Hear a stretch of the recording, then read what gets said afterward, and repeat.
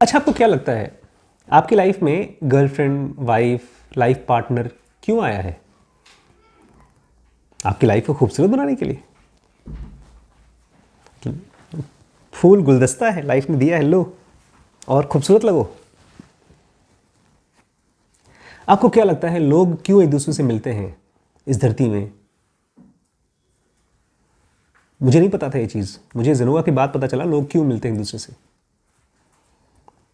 लोग क्यों रिलेशनशिप में जाते हैं, लोग बच्चे क्यों पैदा करते हैं, लोग बहुत अच्छे दोस्त कैसे बन जाते हैं, गुरु और शिष्य कैसे बन जाते हैं। मुझे बहुत दिनों बाद पता चला, वो मेरे फैक्टोमीटर में फिर स्टोर हो गया। बहुत से फैक्ट थे और जैसे ही एक गहरा फैक्ट मिलता है तो उस फैक्ट के नीचे आ जाता है, तो बेस मजबूत होते जाता है आपका। आपको क्या लगता है कि दुनिया में लोग एक दूसरे से मोहब्बत क्यों करते हैं, रिश्ते क्यों बनाते हैं? अलग अलग टाइप के रिश्ते, बाप बेटे, बच्चे पैदा करते हैं, या दोस्ती होती है, या जैसे आपकी केस में रिलेशनशिप होता है गर्लफ्रेंड बॉयफ्रेंड का, क्यों होता है? पर्पस क्या है इसका? कोई आइडिया नहीं। एक आदमी को चाहिए होता है सेक्स, इसलिए लोग जुड़ते हैं।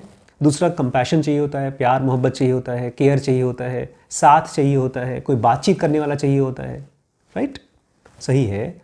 लेकिन इससे भी और एक गहरी चीज़ है। हम सब इस जो धरती में आए हैं ना, ये एक भोग भूमि नहीं है। भोग भूमि मतलब जैसे आप एक अम्यूजमेंट पार्क में चले जाइए, गए कभी? नहीं। एसएल वर्ल्ड है बम्बई में, नहीं। ऐसे मेले में जहाँ पर ढेर सारे झूले हैं, तो ये जो धरती है, हम लोग ये सोचते हैं कि एक बड़ा सा अम्यूजमेंट पार्क है, उसमें हमको ढेर सारी चीज़ें एंजॉय करनी है। हमको फैमिली एंजॉय करनी है, हमको सेक्स एंजॉय करना है, हमको प्यार एंजॉय करना है, हमको पैसा एंजॉय करना है। ऐसा हम सब लोगों को बचपन से, चाहे कोई बोले ना, फिर भी समझ में आता है, क्योंकि हम एंजॉय कर रहे हैं। और जैसे ही कोई लड़की हमारे को छोड़कर किसी और को प्यार करती है तो उस एंजॉयमेंट में धक्का लगता है। राइट, जब धक्का लगता है तब लाइफ हमको एक चीज़ बता रही है कि बेटा, ये भोग भूमि नहीं है तुम जो यहाँ कर रहे हो, ये क्या है? ज्ञान भूमि है। ये असल में तुम सोच रहे थे अम्यूजमेंट पार्क, ये अम्यूजमेंट पार्क नहीं है बेटा, ये एक स्कूल है। और यहाँ पर तुम्हें सीखना है, हर चीज़ को सीखना है। और सीखने के लिए जो किताबें यूज़ की जाती हैं धरती पे, वो है रिलेशनशिप्स। तो जब कोई हर्ट करता है तो आपके लिए कोई इंपॉर्टेंट लेसन है, अगर आप उसको नहीं सीख पाते हैं तो आप ग्रो नहीं कर पाएंगे। जिंदगी फेल नहीं करती, जिंदगी आपको खाली बताती है कि इस लेसन को अभी और पढ़ना है, दोबारा पढ़ना है। जिंदगी नॉर्मल स्कूलों की तरह नहीं है। कृष्णमूर्ति के भाई जब खत्म हुए, उस समय उनको हर्ट हुआ था बहुत ज़्यादा। उनको बड़ा पक्का भरोसा था कि एस्ट्रल वर्ल्ड में मास्टर्स हैं, मैत्रेय, लॉर्ड मैत्रेय हैं, वो बचा लेंगे मेरे भाई को। कई बार विजिट किया था मास्टर्स को, मास्टर्स ने उनको आश्वासन दिया था कि नहीं, कुछ नहीं होगा इनको, लेकिन मर गए। उनको टीबी हो गई थी, बच नहीं पाए। उस दिन उनके फैक्टोमीटर में एक नई बात इकट्ठी हुई कि फिजिकल बॉडी का कोई गारंटी नहीं है, कोई बड़ा से बड़ा अवतार भी गारंटी नहीं दे सकता फिजिकल बॉडी का।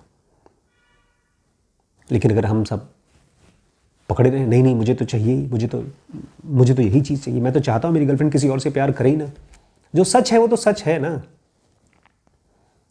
तो सबसे पहले सच को महसूस करिए, सच को जानिए और उसको सच की तरह देखिए। हम लोग सच को भी झुठलाते हैं, नहीं नहीं ऐसे कैसे हो सकता है, वो क्यों मुझे छोड़ के जा सकती है? अरे गई, क्यों क्या? जब पैर टूट जाता है या कोई मर जाता है तो हम लोग ऐसे बातें करते हैं, वो हम नहीं करते, हमारा माइंड कंफ्यूज्ड है, बच्चों की तरह है। वो 1 + 1 = 4 लिख देता है, उसको जो मर्जी है वो लिख देता है। तो जब भी आप किसी भी चीज में हर्ट होते हैं तो एक तरफ तो हर्ट है, पेनफुल है, लेकिन एक तरफ क्या हो रहा है, एक बहुत बड़ा लेसन आपको मिल रहा है।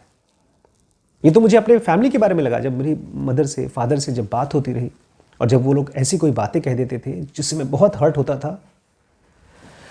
पहले बहुत निकल नहीं पाता था, लेकिन बाद में पता चला, अच्छा ये दुनिया में हर आदमी अपने बारे में कुछ न कुछ बताता है मुझे।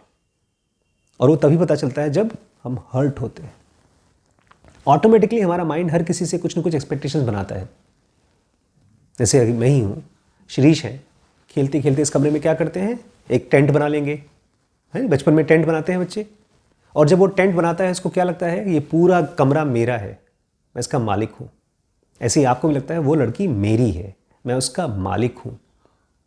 उसका हार्ट उसका नहीं है, उसका खून उसका नहीं है, किसी भी समय उसका हार्ट रुक सकता है, उसका खून बह सकता है, वो मर सकती है। जब वो खुद की मालिक नहीं है तो आपकी मालिक, आप कैसे उसके मालिक हो गए? अगर वो पूरी तरह से प्रॉमिस भी कर दे, सीता मैया राम जी की प्रॉपर्टी नहीं थी, वो छोड़ के चली गई थी, लास्ट में उनको निकाल दिया था, पता है ना, राम जी ने सीता जी को निकाल दिया था घर से।